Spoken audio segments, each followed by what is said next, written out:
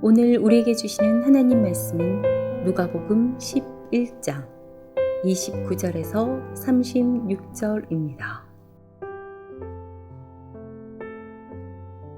무리가 모였을 때 예수께서 말씀하시되 이 세대는 악한 세대라 표적을 구하되 요나의 표적밖에는 보일 표적이 없나니 요나가 니느웨 사람들에게 표적이 됨과 같이 인자도 이 세대에 그러하리라. 심판때에 남방여왕이 일어나 이 세대 사람의 정죄하리니 이는 그가 솔로몬의 지혜로운 말을 들으려고 땅끝에서 왔음이거니와 솔로몬보다 더 큰 이가 여기 있으며 심판때에 니느웨 사람들이 일어나 이 세대 사람의 정죄하리니 이는 그들이 요나의 전도를 듣고 회개하였음이거니와 요나보다 더 큰 이가 여기 있느니라. 누구든지 등불을 켜서 속에나 말 아래 두지 아니하고 등경 위에 두나니 이는 들어가는 자로 그 빛을 보게 하려 함이라. 내 몸의 등불은 눈이라. 내 눈이 성하면 온몸이 밝을 것이요 만일 나쁘면 내 몸도 어두우리라. 그러므로 내 속에 있는 빛이 어둡지 아니한가 보라. 내 온몸이 밝아 조금도 어두운 데가 없으면 등불의 빛이 너를 비출 때와 같이 온전히 밝으리라 하시니라.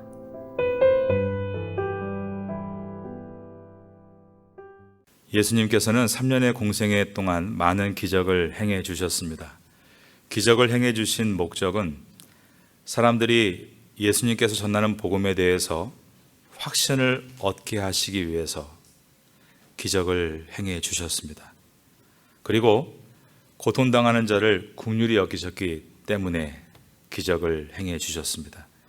그런데 종교 지도자들은 예수님이 기적을 일으키는 것에 대해서 백성들에게 인기를 얻는 것으로 시기했고 어떤 이들은 더 큰 표적을 보이면 믿겠다며 예수님을 시험했습니다. 그러한 사람들에 대해서 예수님께서 하시는 말씀이 오늘 본문의 내용입니다. 오늘 본문의 첫 절인 누가복음 11장 29절을 보겠습니다. 무리가 모였을 때에 예수께서 말씀하시되 이 세대는 악한 세대라 표적을 구하되 요나의 표적밖에는 보일 표적이 없나니. 이 세대라는 표현은 구약의 신명기에 나왔던 표현입니다. 이스라엘이 애굽에서 탈출한 후에 광야에서 모세에게 대항할 때 세대라는 표현을 사용했습니다. 구약에서 이스라엘이 돌을 들어 모세를 치료했던 것은 신약에서 이스라엘이 예수님을 십자가에 넘겨준 것을 예표하고 있는 것이었습니다. 마태복음에는 이 세대에 음란한을 첨가해서 악하고 음란한 세대라고 기록했습니다. 구약시대에 이스라엘이 우상숭배에 빠지고 사회가 죄로 물들었을 때 호세아서를 보면 하나님과 이스라엘의 관계를 부부관계로 묘사하면서 이스라엘이 음란을 행함으로 부부관계를 파괴했다라고 했습니다. 예수님은 지금 유대인들이 표적을 구하는 것을 악하고 음란한 세대라고 말씀하시는데 그 이유는 그들이 하나님의 말씀을 듣고도 악한 길을 떠나지 않았기 때문이고 이미 기적의 사건을 통해서 하나님의 권능이 드러났음에도 다시 하늘로부터 오는 표적을 보이라며 그것을 믿지 않고 예수님의 표적을 바알세불에서 온 표적이라고 폄하했기 때문입니다. 그 당시에 유대인들이 원하는 표적은 정치적이고 군사적인 표적이었습니다. 하지만 예수님은 광풍과 같은 데인저, 위험과 악한 영인, 디몬과 질병인, 디지스와 죽음인, 데스에서 회복되는 표적을 행하심으로 하나님의 나라는 위험과 악한 영과 질병과 죽음이 없음을 표적을 통해 보여주심으로 더욱더 복음을 구체적으로 입증해 주신 것이었습니다. 그러므로 예수님께서 요나의 표적밖에 보일 표적이 없다라고 하신 것은 요나가 니느웨에서 오직 말씀을 통해 영혼을 깨운 것처럼 예수님께서도 이것을 위해서 이 땅에 오신 것임을 표현하신 것이었습니다. 그리고 요나 자체가 니느웨 사람들에게 표적이었는데 그것은 물고기 뱃속에서 죽지 않고 3일 만에 육지로 나왔기 때문이었습니다. 마찬가지로 예수님께서도 십자가에서 죽으시고 3일 만에 부활하심으로 이 세대의 표적이 되겠다라고 하셨습니다. 30절입니다. 요나가 니느웨 사람들에게 표적이 됨과 같이 인자도 이 세대에 그러하리라. 이 말씀은 예수님의 순한 예고로서 요나가 물고기 뱃속에서 사흘 동안 있다가 살아나온 것 같이 예수님께서 십자가에서 죽으신 지 사흘 만에 부활하실 것을 예고하신 것입니다.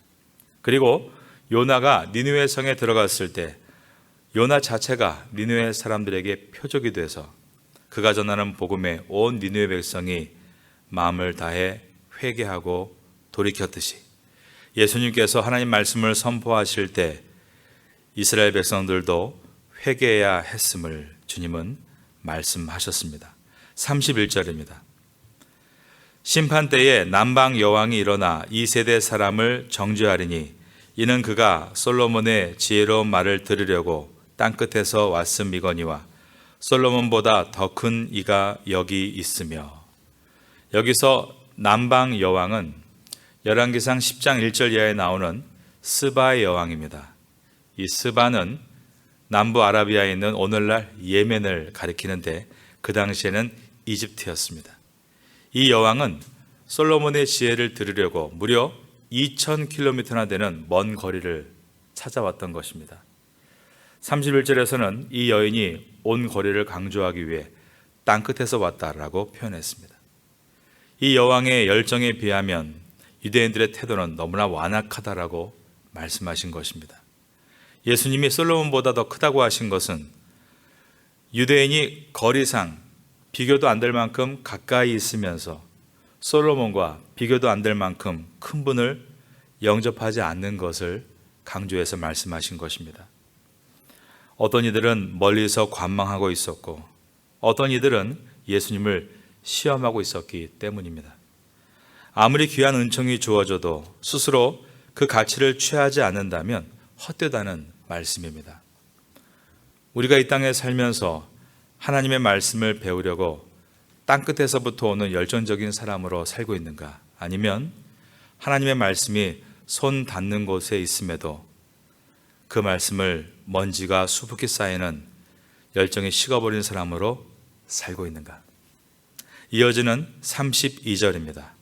심판 때에 니느웨 사람들이 일어나 이 세대 사람을 정죄하리니 이는 그들이 요나의 전도를 듣고 회개하였음이거니와 요나보다 더 큰 이가 여기 있느니라.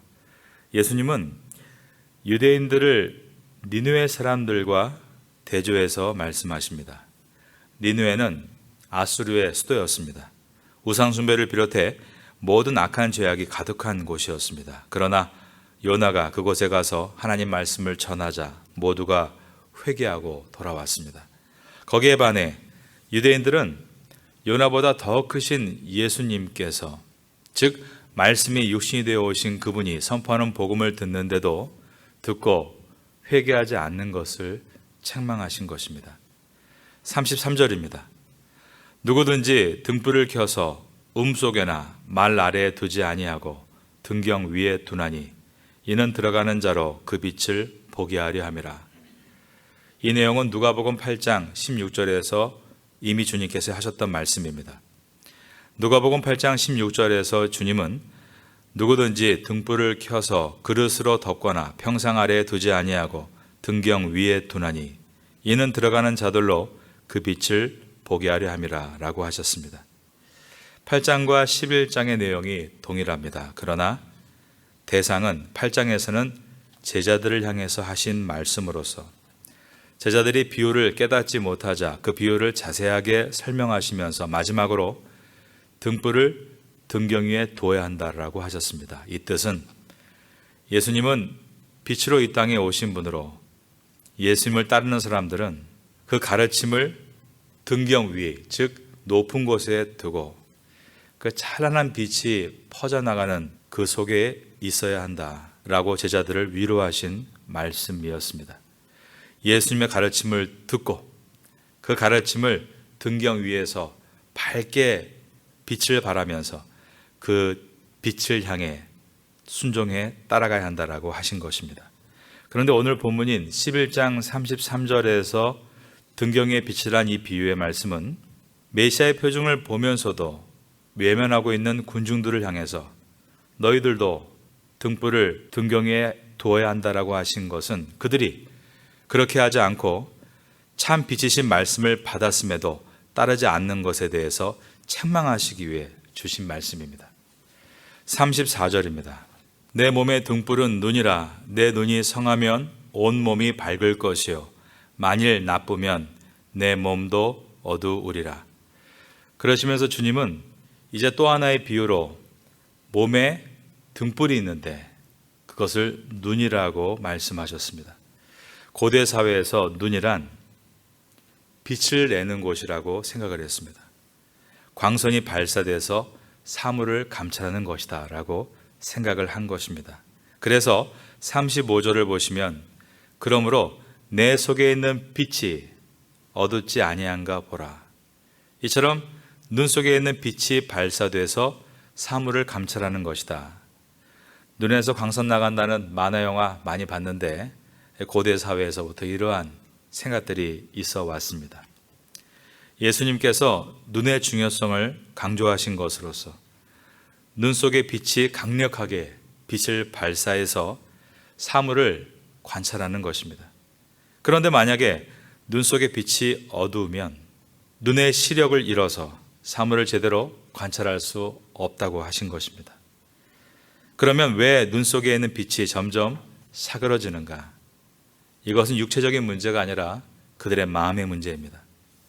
첫째로 메시아가 이러한 분이다. 자기가 알고 있는 지식으로 프레임을 만들어서 이 땅에 오시는 메시아는 정치적으로, 군사적으로 우리를 돕는 분이라고 생각하므로 그들은 소경이 되어 예수님을 알아보지 못하고 있었습니다.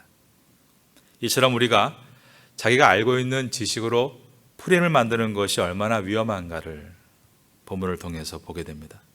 두 번째로 그 마음이 선하지 않기 때문입니다. 악한 마음을 가지고는 결코 눈에 빛을 낼 수 없다는 말씀입니다. 그들이 이러한 프레임을 만들 때 성경을 인용했습니다. 성경을 읽고 하나님 말씀을 따르는 것이 아니라 성경을 인용해서 자기의 프레임을 만들고 선하지 않는 의도를 펼치는데 성경을 이용했던 것입니다. 우리는 말씀을 읽고 순종하겠다는 선한 의도로 주 앞에 기도하면 눈이 밝아질 줄로 믿습니다. 그런데 말씀을 읽으면서 계속 프레임을 만들고 인용하려고 하면 오히려 우리의 눈은 점점 더 멀어질 것입니다. 종교 지도자들은 철저하게 말씀을 자기들의 계략에 이용하는 것을 사복음서는 보여줍니다. 예수님을 십자가에 못 박아 죽이려고 했습니다. 그 이유는 구약 성경에 나무에 달린 자는 저주를 받은 자라는 율법의 내용에 예수를 끼워 맞추기 위해서였습니다. 나무에 달 계획을 실행하기 위해서 자기들의 사형제도가 아닌 로마의 사형제도 십자가를 이용하기 위해 빌라도 총독에게 예수님이 로마 제국을 전복하려 한다는 모함을 합니다. 우리가 항상 조심해야 될 것이 우리의 생각을 가지고 성경을 인용하는 것입니다. 성경은 인용하는 책이 아니라 순종해야 될 책인 줄로 믿습니다. 성경을 읽고 주님 내게 말씀하여 주옵소서라고 하면 주님은 우리에게 선명하게 말씀해 주십니다. 그것은 내가 원하는 대로 인용하라라고 하시는 것이 아니라 나의 말씀을 따라 순종하라고 하시는 것입니다. 눈이 밝아져야 함을 오늘 주님께서 말씀하셨습니다. 그러므로 신앙이란 결국 눈이 밝아지는 것입니다. 사도 바울도 너희의 마음의 눈을 밝혀달라고 나는 날마다 기도한다라고 했습니다. 눈이 열려야만 믿음도 성장할 수 있고 눈이 열려야만 아둔하게 구동에 빠지지 않을 수 있고 눈이 열려야만 하나님의 비전을 향해 바르게 걸어갈 수 있기 때문입니다. 눈을 여는 방법은 말씀입니다. 주님께서는 이 말씀을 등경 위에 두라라고 하셨습니다. 내가 결단함으로 깨끗해지는 것이 아니라 말씀을 통해 우리의 눈은 세척될 수 있고 다시 밝은 시야를 얻을 수 있는 것입니다. 오늘도 이 아침 가운데 생명의 말씀을 듣고 또 돌아가셔서 묵상하는 가운데 눈이 밝아지는 은혜를 경험할 수 있게 되기를 예수님의 이름으로 축원합니다. 눈이 밝아졌을 때 이제 우리의 온 몸이 밝아지게 됩니다. 이것은 생각의 변화를 통해서 삶의 빛이 나타나게 된다는 뜻입니다. 36절입니다. 내 온몸이 밝아 조금도 어두운 데가 없으면 등불의 빛이 너를 비출 때와 같이 온전히 밝으리라 하시니라. 바로 이것이 주님께서 말씀하신 빛과 소금의 삶인 것입니다. 우리의 참 빛이신 예수님의 말씀을 등경 위에 두고 그 말씀의 조명을 받아서 점점 우리의 시력이 회복되고 밝은 눈을 통해서 우리의 삶이 점점 빛의 길을 걸어가게 될 때 그 몸도 밝아져서 많은 사람들에게 빛의 역할을 하고 소금의 역할을 할 수 있게 되는 것입니다. 태양은 항상 뜨거운 온도와 빛을 발산하므로 그 태양빛을 통해 지구가 숨을 쉬고 있고, 달과 같은 경우는 전혀 빛을 내지 않지만 우리에게 태양만큼은 아니어도 밤에 큰 빛으로 사람들의 삶을 인도하고 있습니다. 우리도 그리스도의 빛만큼은 아니어도 그 빛을 조명받은 성도로서 작은 예수가 되어 이 땅에서 사람들의 삶을 인도할 수 있다는 주님의 가르침입니다. 이 말씀을 기억하며 오늘도 이 빛을 이 아침에 구하시고 빛으로 둘러싸인 은혜의 삶을 살기를 바라겠습니다. 이러한 은혜가 오늘 여러분에게 있게 되기를 예수님의 이름으로 축원합니다.